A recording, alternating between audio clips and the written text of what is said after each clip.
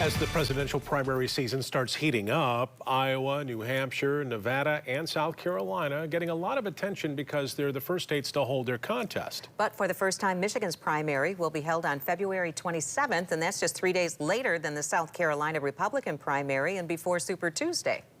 Political reporter Rick Albin in studio tonight to talk about what's new and different about the primary and what happens after you cast your vote. Sue and Brian, let's start with what's new. The February primary will mark the first election that allows 9 days of in-person voting before Election Day. Now, not all polling places will be open during that time, but there will be one available for every voter who wishes to vote early and in person.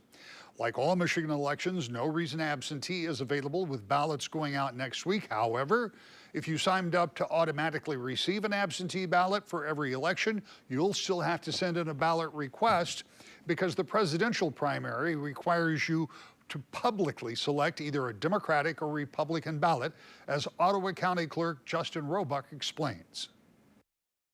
This is different in a presidential primary because you have to select and sign that you've selected either a Republican or a Democratic ballot.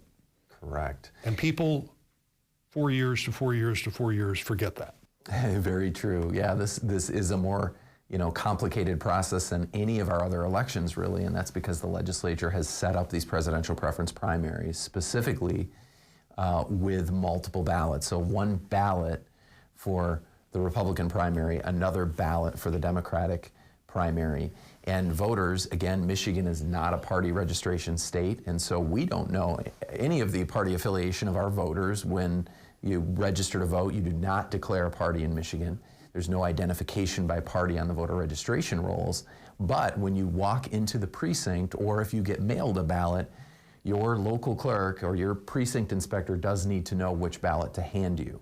And so for every single voter who participates in this primary, they will have to physically make a selection on an application and then sign that application as they normally would, but that application has to include a selection for which party ballot they would prefer.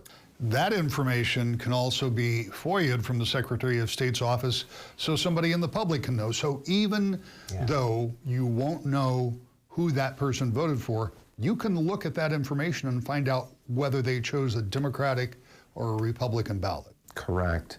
Yeah, absolutely. I mean, the voting process is a relatively public process. We never know how an individual casts their ballot, but in this case with that application, we certainly have that identifying information as to which ballot the voter has asked for and which ballot they've selected.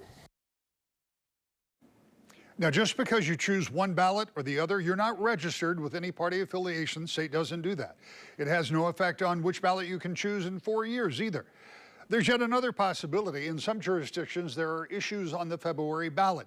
So what if you aren't interested in voting in the presidential primary, or you just don't want to go on record with which party you voted, but you still want to vote in those issues? You can do that. Choose the nonpartisan ballot that will not have presidential candidates, just those ballot issues. And finally, what's at stake?